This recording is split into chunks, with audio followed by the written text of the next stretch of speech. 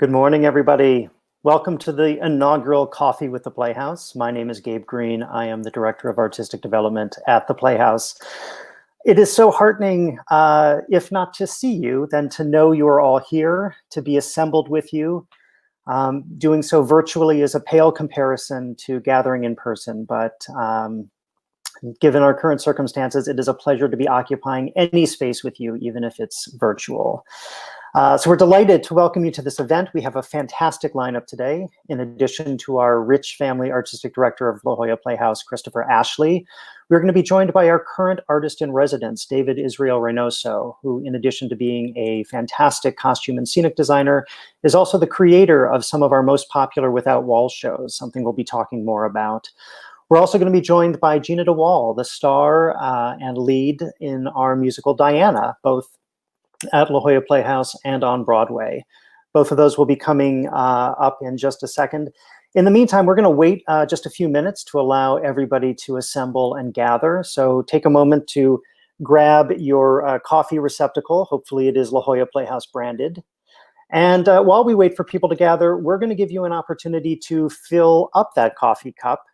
We are going to play some Playhouse trivia. We're going to give you 4 questions. You're going to email your answers to subscriber@ljp.org, and we're going to hold an opportunity drawing through which 3 winners will each receive a $20 gift card from Starbucks, so for future use in other Coffee with the Playhouses. So we're going to kick it off right now. Here's the first question.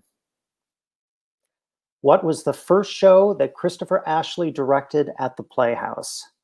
All right, so Christopher Ashley's tenure began in the fall of 2007. However, the first season that he programmed wasn't until, it didn't begin until April 2008.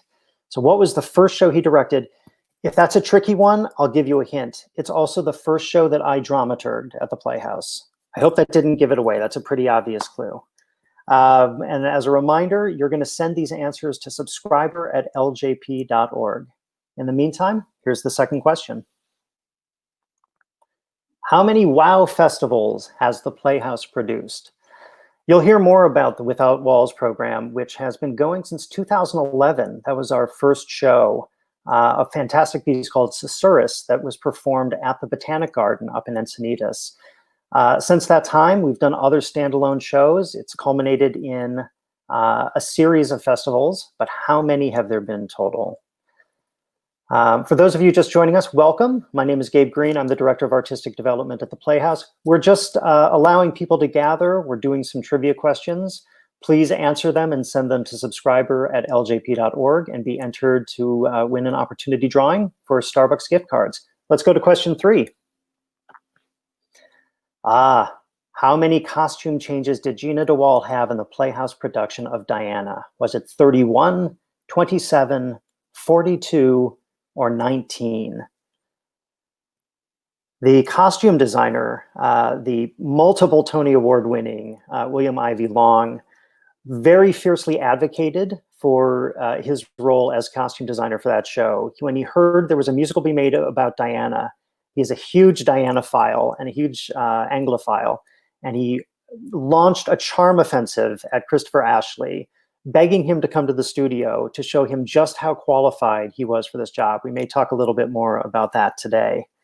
All right, our final trivia question. What year did La Jolla Playhouse win its Tony Award for regional theater?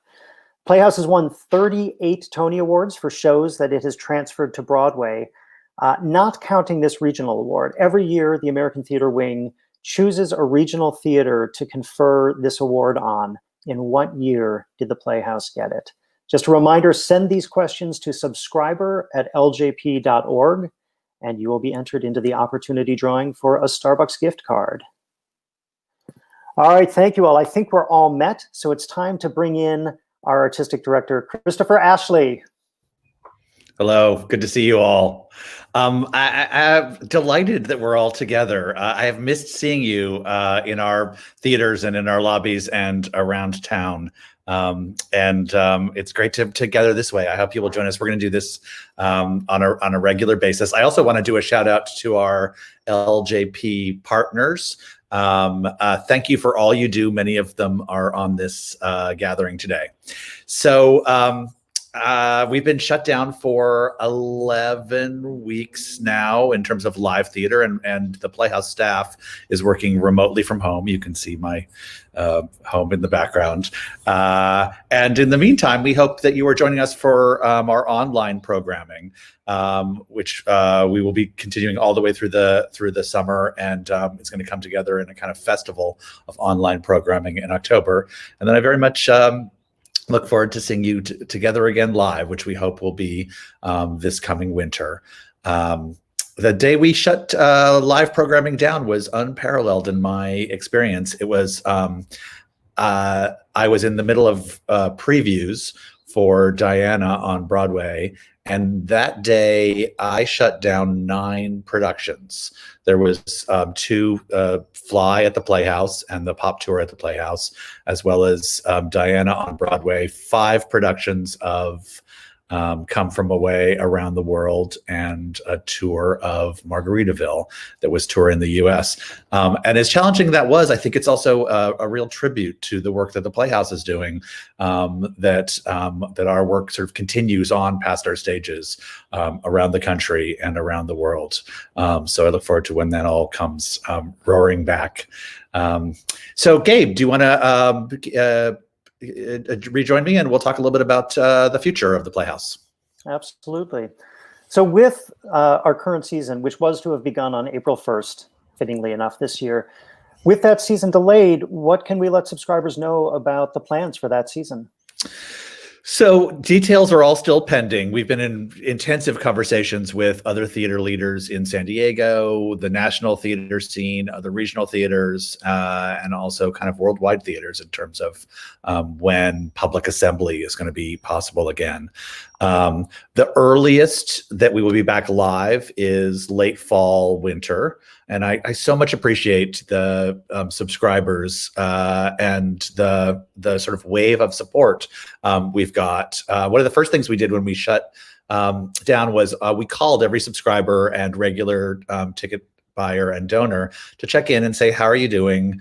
And let them know what was happening at the Playhouse, and the passion about theater and the role that theater plays in all of our lives really was an amazing wave that we've been riding ever since. So our hope is and to take all 6 shows that we had announced for this season and delay them, not cancel them. So we would very much like to do all 6 of those shows between abbreviated season as soon as we can get back up and running this year. And then several of them will be in next season as well. We very much believe that To the Yellow House will be the first show up and running. So although the theaters are dark, it seems as if we're as busy as ever finding new spaces in which to create art. Talk to us a little bit about what's happening now in the virtual world. So there's been a kind of explosion of artist interest in continuing to work and continuing to make tell stories and make content. Kelly Devine and Sergio Trujillo, choreographer of Come From Away and Jersey Boys, both did dance classes where they taught sections of those 2 shows, which lots of people have enjoyed, myself included. Different composers have recorded cut songs from LJP musicals. Our education department has been working overtime to create curriculum and useful artistic content for the all the teaching at home that's happening, and Without Walls programming, which hopefully you've all attended at least some of. We've done 4 festivals of this programming. It's programming out of our theaters, but that work that kind of re-envisions the relationship between an artist and an audience member and a story. So we've done 4 festivals. In fact, we have a little video of some of the moments from our last festival.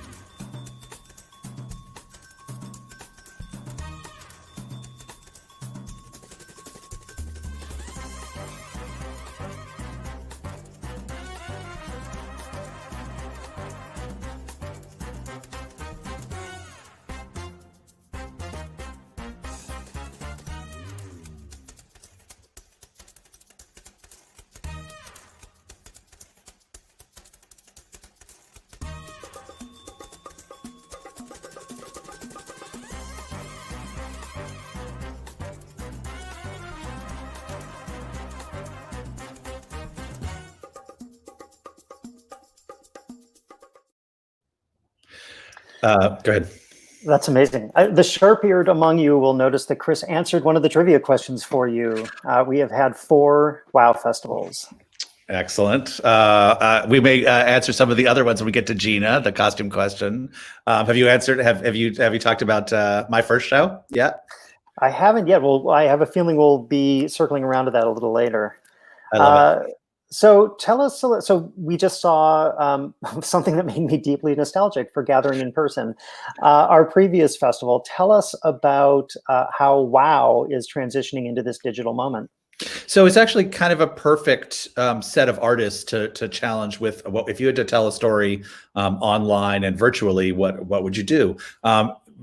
WoW programming started. The first one we did was called Susurrus in the San Diego Botanical Garden, and it's grown over the last decade. So we have this amazing group of artists who are all committed to finding novel and innovative ways to tell a story while programming. Sometimes they're like 6-minute shows. I'm seeing up on the screen one of my favorites, where Seafoam Sleepwalk, where Venus rose up from the La Jolla Shores beaches and then turned into a sea monster, devoured the rest of the cast, and then returned down to the ocean.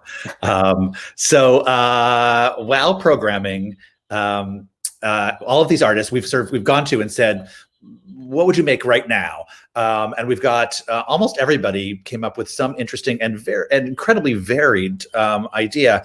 Gob Squad, who we had last season in the festival, is making a durational piece that lasts for 12 hours, so you can sign in and out of it as so that the story interweaves with your day.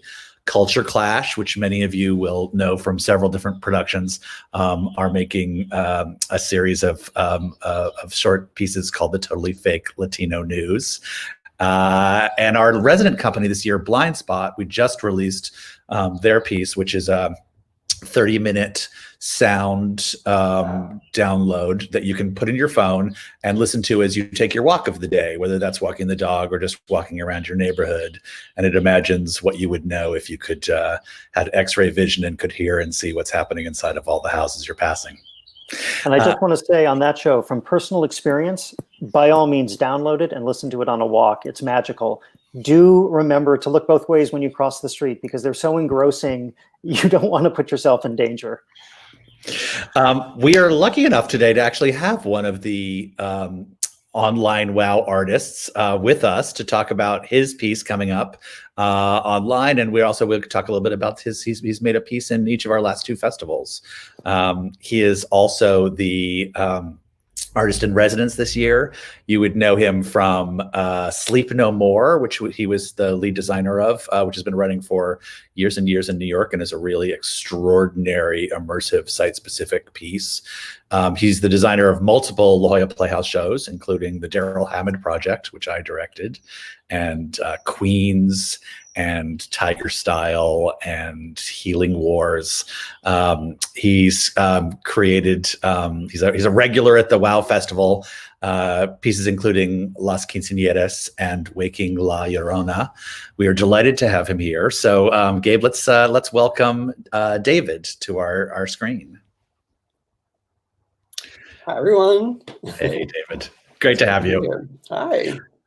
So, can you talk a little bit about you have this? You're now a WoW regular. This is your 4th piece you're making right now, and the 3rd with you as creator. What is it? What are the sort of special joys and challenges of making WoW work?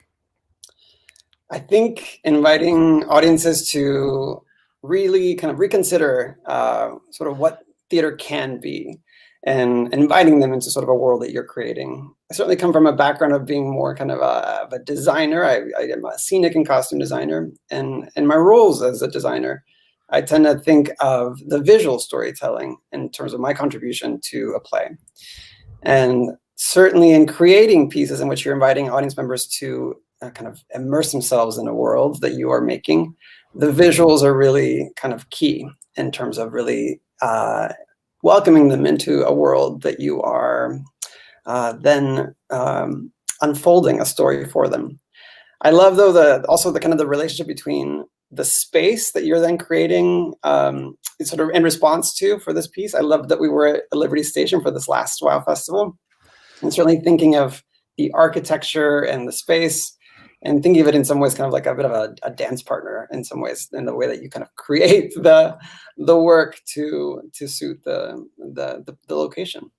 I have to say, David is one of the easiest people to hire imaginable, because he's a complete Renaissance man. He can design scenery, he can design costumes, he can envision a whole show. So almost whatever the show is, whatever the we're looking for, David's the right answer. So we're delighted you're here with us. Talk a little bit about your new show, Portaleza, and what it's like to put it together. So interesting, because so Portaleza, the word Portaleza is an imagined word, sort of a marriage between the word portal, portal, and fortaleza, which means strength. It also means fortress in Spanish. And so I wanted to kind of think of what it is that how is it that we, in the portals in which we try to connect with through right now, what is it that we ultimately seek to kind of give each other or seek out from each other? That connection seems to be something that we're all really much craving. So it's certainly in the pieces that I made before, Las Quinceañeras and Waking La Llorona, they were highly multisensory. You were moving through a space, and a big portion of what made those shows, I think, impactful for audience members was the fact that there was a sense of getting lost in a world.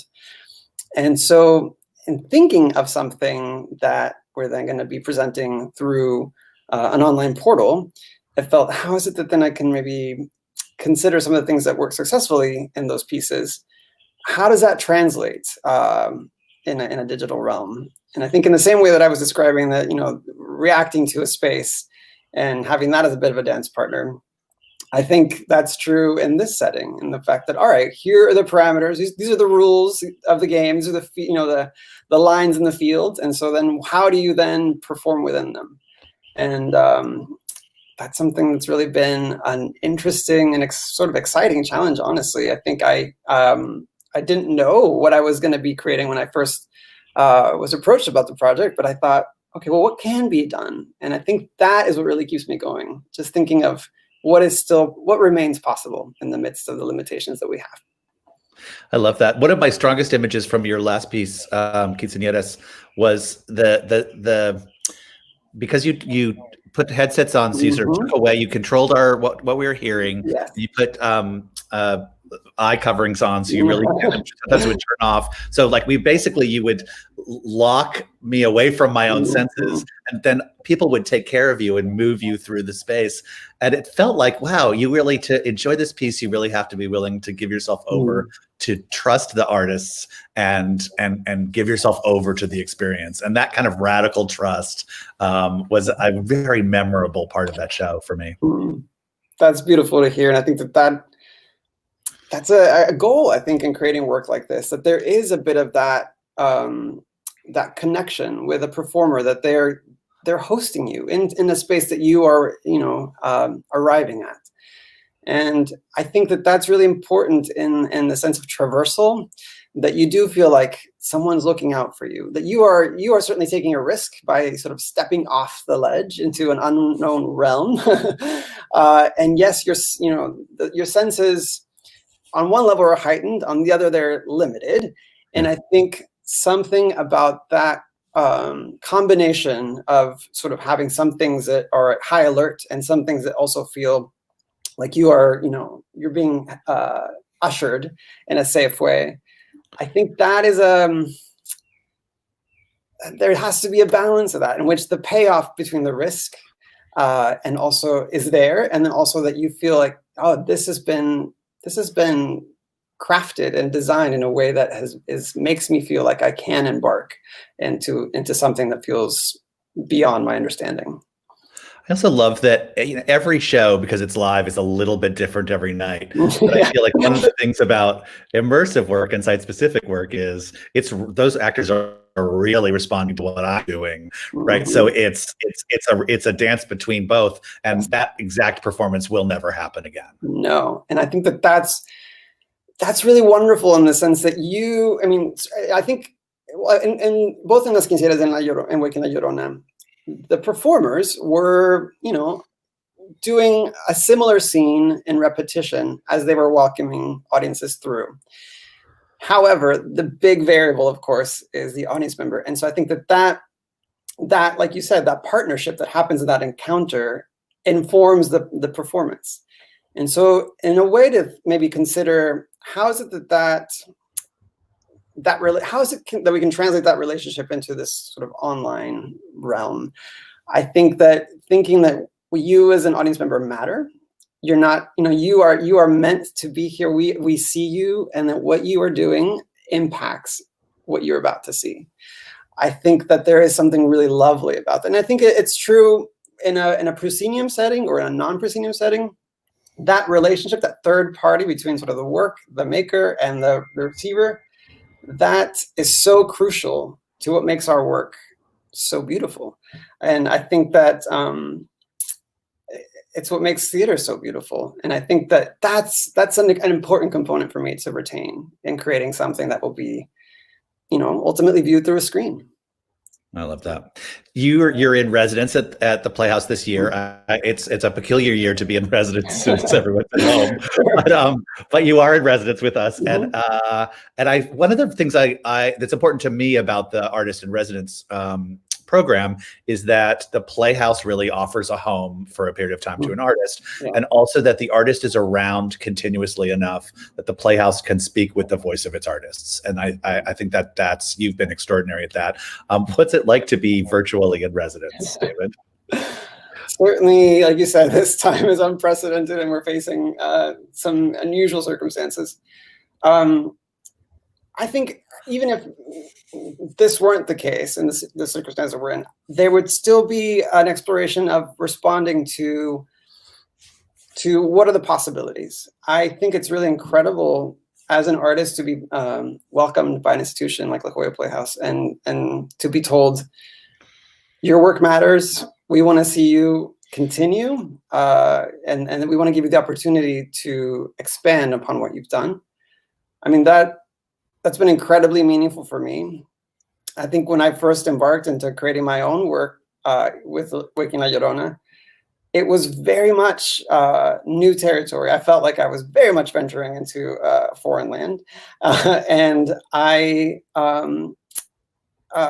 it's been really amazing to then have the reassurance from an institution like La Jolla Playhouse to say, yes, keep going. You have a voice, and we want to see you use it, which is incredible. Yeah. Well, it is our pleasure and honor. I am applauding on behalf of everybody who's listening to you, David. Thank you very much for joining us. Really, really appreciate it. And looking forward to your piece coming right up. Thank you. If you want to know more about any of the WOW pieces, check on our website, lajollaplayhouse.org. And they're all laid out. We have 2 WOW pieces out in the world and many more coming. And one of the exciting things, one of the really exciting things, new work has taken such an increased role in what we do in your tenure. 6 out of the 7 shows in the Digital WOW series that we've announced are commissions. And I'm struck because of necessity, because of this moment, these are pieces that, like David said, he hadn't really conceived of an idea of this yet, but we are really actively developing it, and very speedily, in stark contrast to the gestational period of a play or a musical, which normally takes so much longer. To that end, I was wondering if you could talk a little bit about the lifespan, the developmental period of a musical, how long that typically takes. Great question. It is true that one of the pleasures of the WOW programming is it's more impulsive and responsive to the world as it's changing every moment.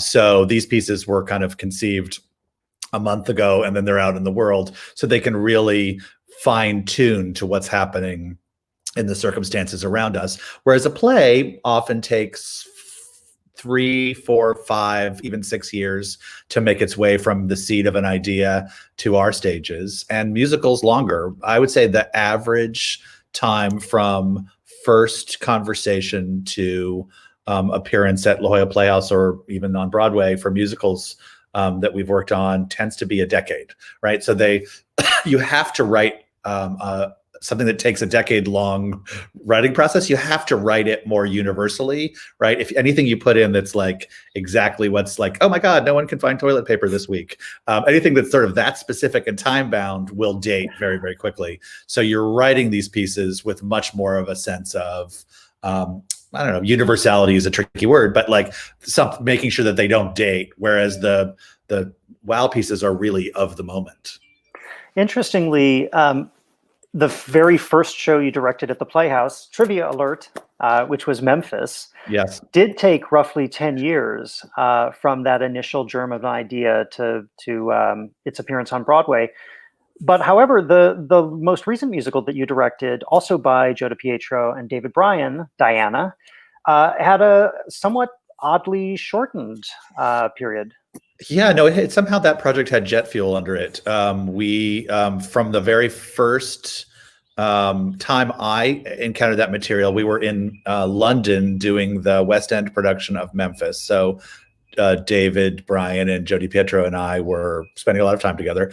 And Joe said, hey, on our day off, can we play you some songs from a musical we're thinking about the life of Princess Diana? And I said, sure, fantastic. And they had 4 songs to play me, 2 of which are still in the show. For those of you who saw Diana at the Playhouse, I think you will be amazed when you see it on Broadway at the changes that have occurred. There's 7 new songs and basically rewrites on every single page of the show, including right now we're actually rehearsing, since we didn't get to finish our previews, we're rehearsing right through the shutdown, and we'll be all together virtually on Monday.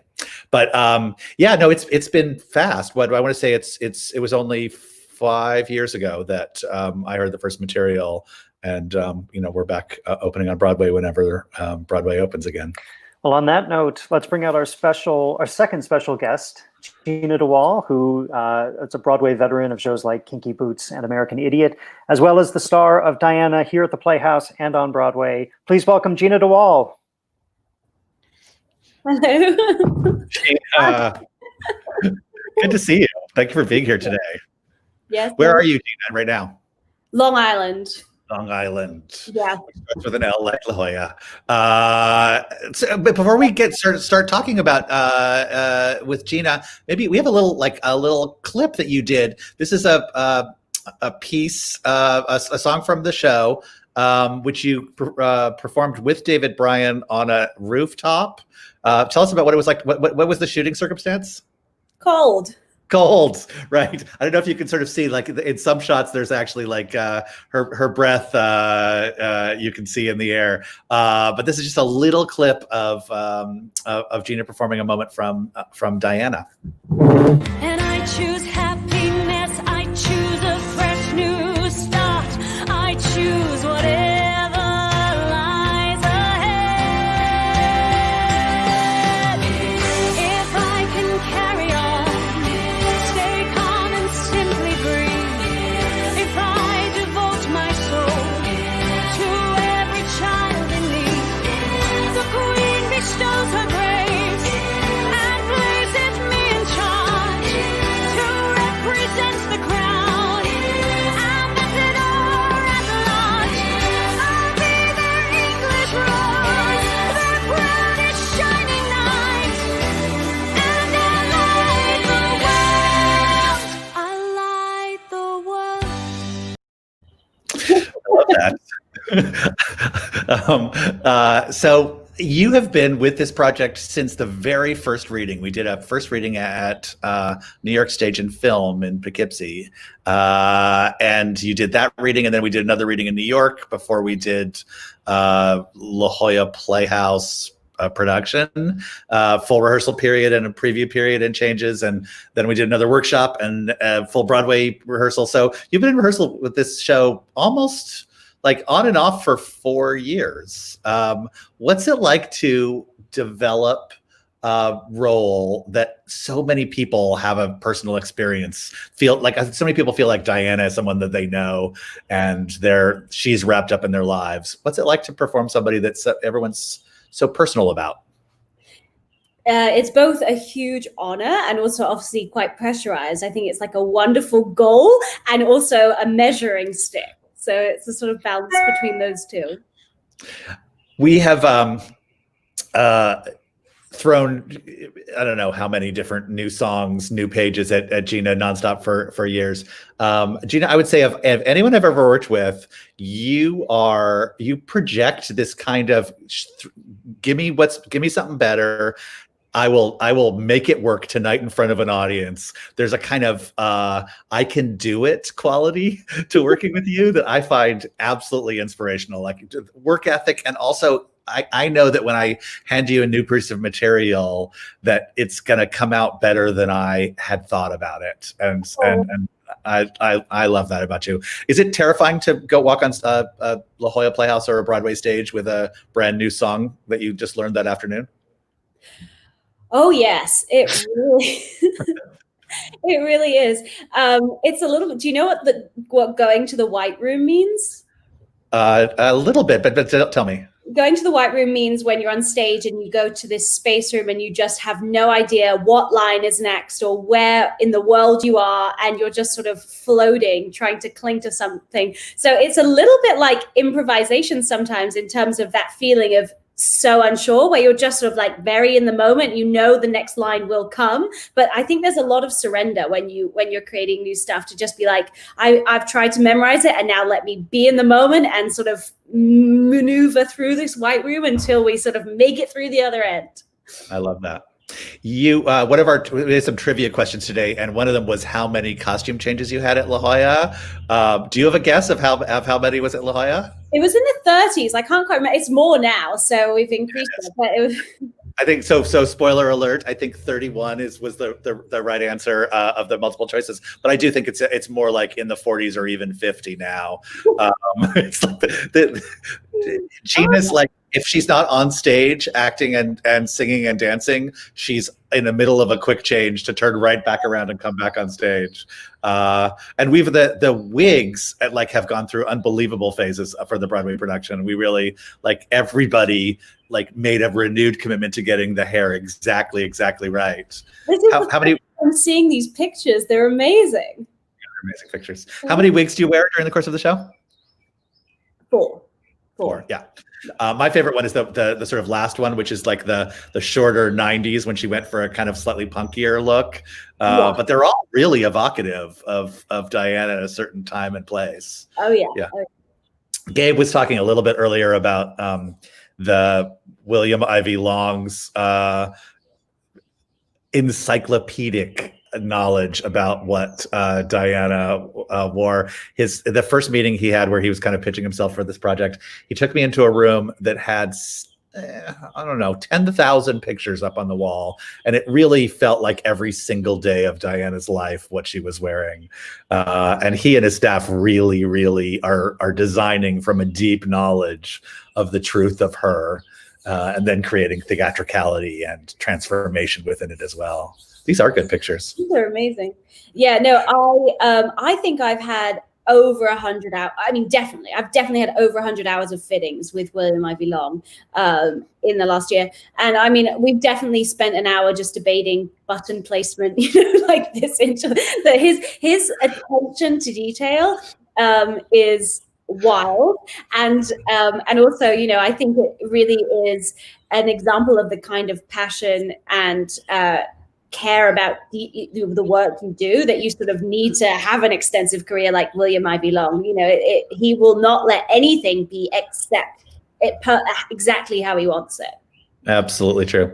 It's also, your life with your costumes is so wrapped up in your relationship with your dresser. I don't think a lot of people know actually how intense the relationships are with your dresser on a fully staged musical. Like they're doing these incredibly quick, highly choreographed changes off stage with you, and they're also your therapist and your best friend, and they really make the performance possible along with you.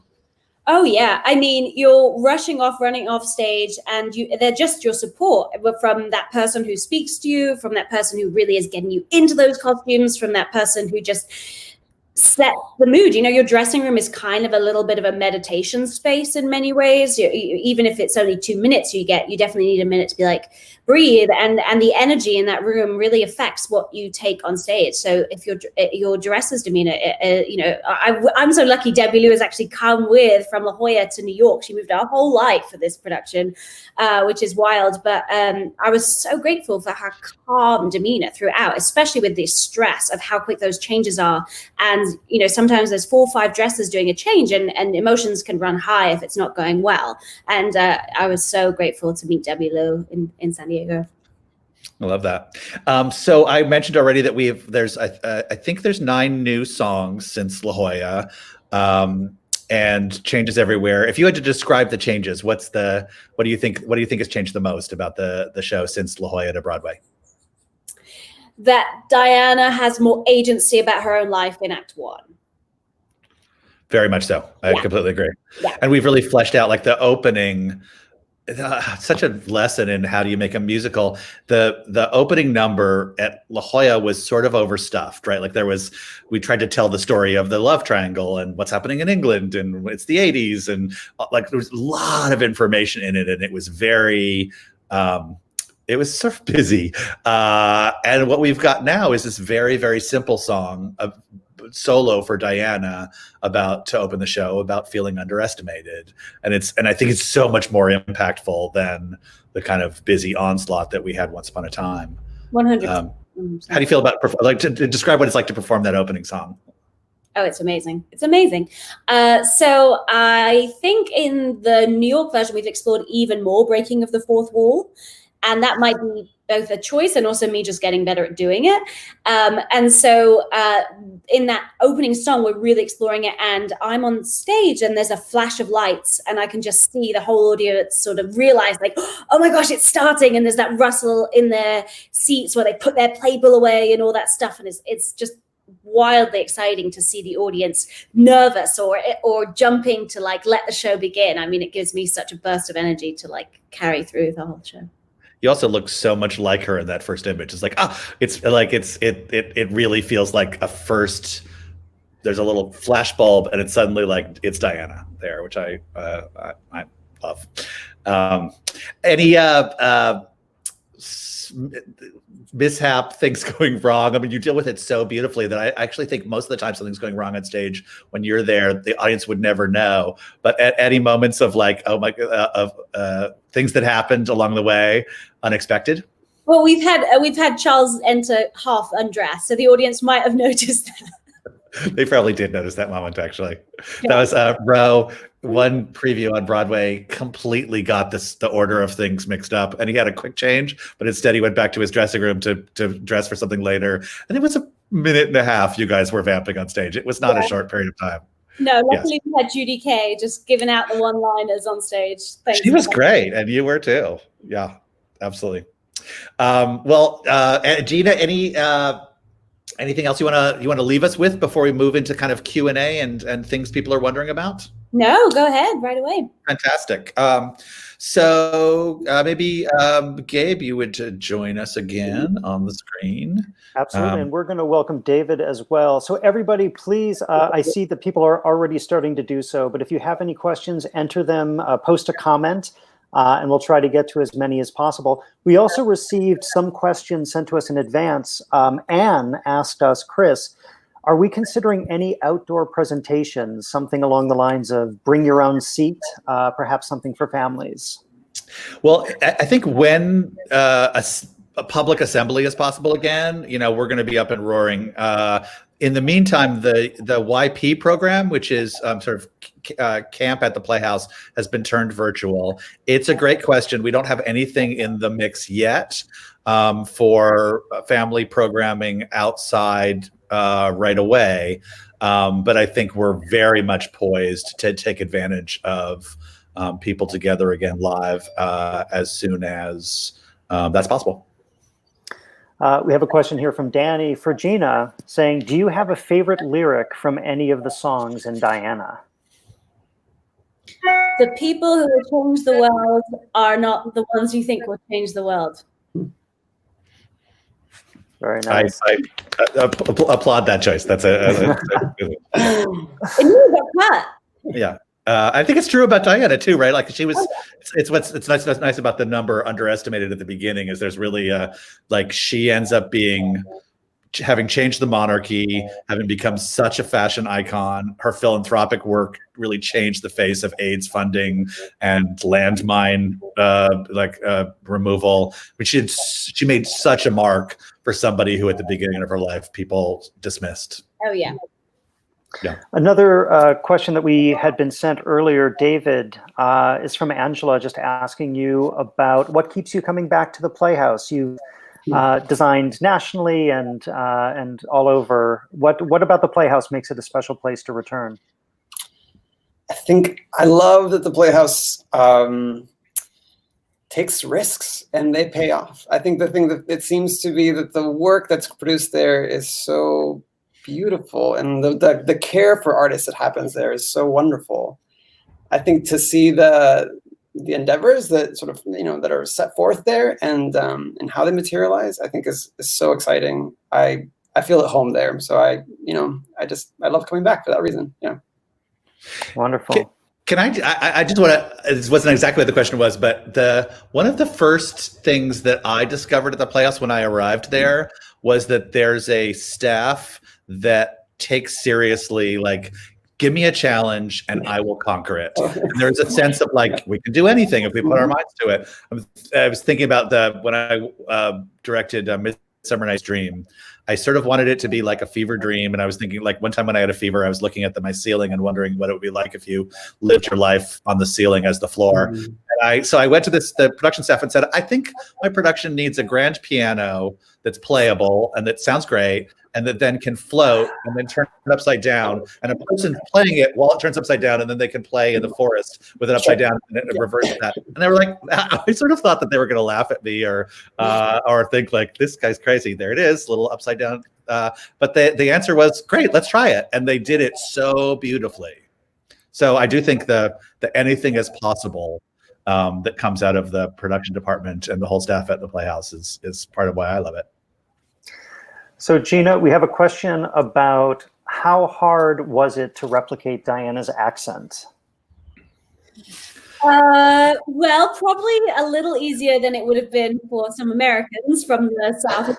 But it really was a lot of work, and I love accents anyway. I have a penchant, and I tend to replicate people around me anyway. So my accent is actually much nicer than it's ever been for a long time. And thank you to doing lots of Diana work. But really, it wasn't just about the diction. She has a very specific placement, and it's really, really forward and really, really soft, and almost like floats in a head voice place, which, interestingly enough, is extremely voice saving. Often speaking can be the most tiring thing in 8 shows a week, more than singing. And the Diana placement is actually very easy on the voice. So I'm grateful for that. Love that. We have a dialect coach who came on for the Broadway production, who's incredibly well versed in all the tiny gradations of kind of royal family speak.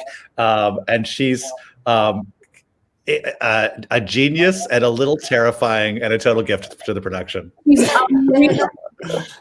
So Chris, another question ties a little bit into the Diana thing. So you created this production at the Playhouse, and then it transfers to Broadway. As a director, how do you what goes through your mind in terms of how you change the show for Broadway as opposed to the Playhouse? Well, so much of the work that we've done for Broadway was discovered at the Playhouse. I think our audience at the Playhouse is very smart, very versed in how a new play or musical comes to be. I feel like the questions that they ask of me, in the aisles and in Q&A talkbacks are exactly the kind of questions you want, like trying to figure out what we're up to as opposed to trying to fix it for us. So I would say that a lot of the smart audience comments stuck in our minds and are a lot of what we've been sort of working on and toward. But it's also like, it's like it's like go back at it again every day. Like you make a change and then you read through the scene or run through the show and you realize, oh, well, that's better there, but it hurts this. And so it's all of these puzzle pieces that every time you change one, or maybe Jenga, like everything else is like it's a little bit shifted. So you're constantly fixing and juggling and fixing and juggling. And I would say that in this case, Gina and the other three principals have been such good kind of compasses for us because they've all been with it so long that their responses are always smart, and the suggestions they make have really helped guide us. We were talking about William Ivey Long, the costume designer, earlier. We have a question that's come in. Gina, was there a particular costume among the 30 some or 40 now that especially made you feel like the character, that you felt like Diana in it? Yeah, there's an outfit, you actually showed a picture of it earlier, that Diana wears in our show when Charles is proposing. In real life, it was what she wore when they announced to the press that they were getting engaged. And the lighting in that particular scene makes all of the scene very reflective and like a mirror. And so it's it's quite a still scene. So I have some sort of time to check myself out in the mirrors. But it's wild. I mean, looking at it now, it honestly doesn't feel like me. It's kind of terrifying that we've got to do it again because I'm like, I don't know who that is. But it feels so like I'm her when I'm in the costume and in the wigs and I can see my reflection. It's wild. You just like forget who you are and just get lost in it. Can I say one of the moments I'm most excited about that changed for Broadway is if you remember from La Jolla, there was a sequence where she was sort of considering self-harm and I spent a lot of time thinking about like, okay, what is a person who's close to suicide? Like, how do you tell that story and not have it be giggly or feel fake in some way? And I don't think we totally fixed it for La Jolla, but the set designer came up with this amazing thing, as well as a lot of amazing props people, where there's a cabinet that has a mirror in front of it. You've been watching through the course of the first act, and as Dinah gets more and more upset, she's looking at herself in the mirror of that cabinet, and you really do not expect it. She bashes her fist through the image of herself in the cabinet, and the whole thing sort of like the glass kind of explodes. And as a solution for why self-harm, it's that I can't stand who I am or who I am in this, how I feel right now. So I have to destroy the image of myself is just so much more resonant than anything we had thought of before. David, one more question coming in for you about just and you addressed this a little bit, but the differences in designing for or constructing a piece online as opposed to in real life, especially when you're so used to controlling what people are able to experience in terms of senses. So can you talk a little more about the challenges inherent in that and how you're approaching it? Absolutely. I think, when I try to think about words that I would use to describe sort of the live theater experience that we all know and love, I think there's something about the immediate sort of ephemeral quality of it. There's something about the fact that it's heightened. There's something about the fact that it's live. I feel if there's a way of still being able to apply those same descriptors to something that's happening, and not in the same room, does it still feel like theater? I think certainly there's nothing that replicates that being in the same room. But is there a way of, still holding the mirror up to it and having it feel like it can transport us in the way that we love within the experience of being in the same room with a performer? I think that's a goal and a challenge, I think, in the midst of creating work like this. I think all of the different artists who have taken on the WOW online challenge have really come up with such different ideas, but David is the only person who said in early conversations, I think I'm going to need to mail something to the audience. So if you experience David's piece, something will arrive in the mail for you. Mm-hmm. Yes, there's something about, I don't know, it felt like something tactile was important. And I think we are craving that. And it felt like well, is there an opportunity for that to happen in something that can be a bit surprising and that then sort of sets off your experience in the digital realm? So look for that if you come to see the show. Absolutely. Another question just coming in from Dan regarding Diana. Was there any communication or consultation with the royal family? I'll start that one off. Not much, which apparently is very common. Like I think the Crown, the television series The Crown, has sort of continued to make overtures to the royal family, and without a whole lot of success. But Andrew Morton, who's a character in the show, who wrote the Diana biography, came to see it in La Jolla, and continued to be a fantastic source of information.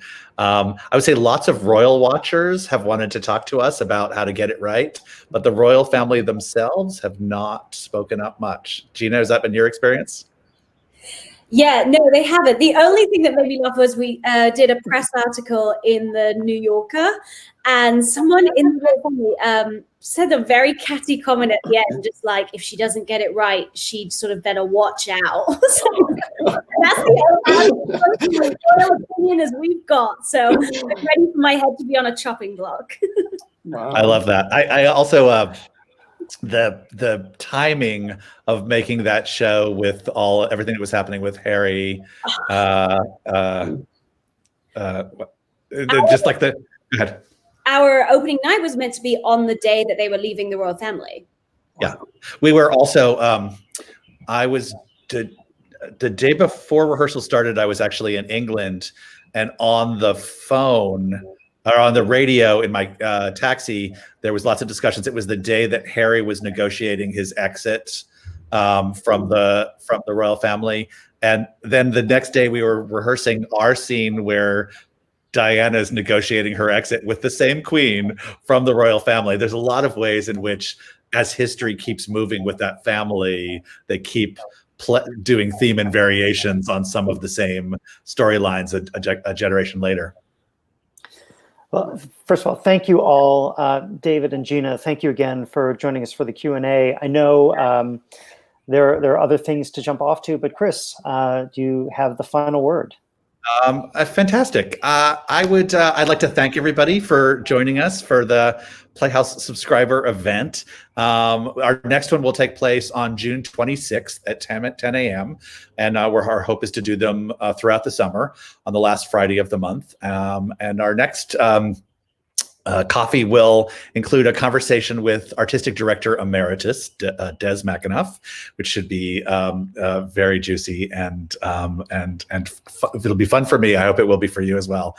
It's so amazing to connect with you again, and so delighted to share information as it unfolds about life at the Playhouse. And I want to thank you for your incredible support through this time. It means the world to us. And I can't wait to be back in our theaters together with you. And it's going to be an amazing party. So thank you. And that's it for today's coffee.